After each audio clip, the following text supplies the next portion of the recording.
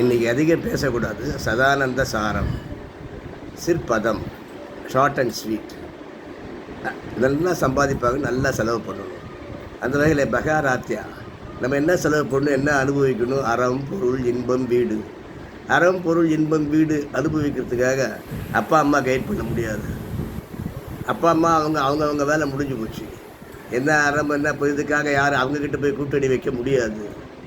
சரி, அறம், பொருள், இன்பம், வீடு. பொருள் நீ தான் ஈட்டணும். அறம் நீ செய்கிறது தான் அறம், அறநெறி. அப்புறம் இன்பம் உனக்கு தான் இன்பம்.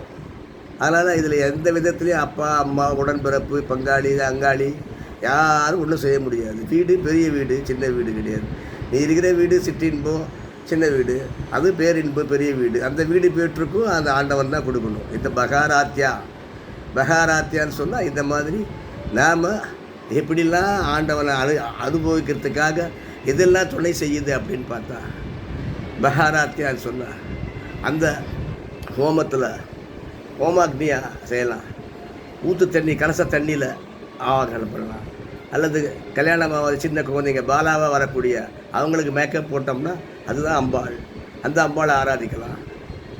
இந்த மாதிரி அந்த 4 விஷயங்கள் அறம், பொருள், இன்பம், வீடு இவற்றை அடைவதற்காக சத்துர்கதி, இதுதான் கதி. 4 விதமான கதி. நேற்று ஒரு விதமான பார்த்தோம். அந்த சத்துர்கதி இதுதான்.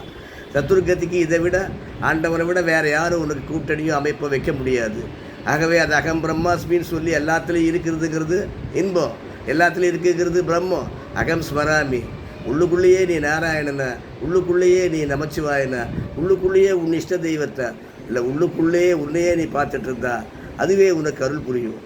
அப்படிப்பட்ட இது ஒரு எளிய சுலபகதி, சுலபமான விஷயம். அந்த சுலபமான விஷயம்தான் இப்போ நம்ம இதை பார்த்தோம்.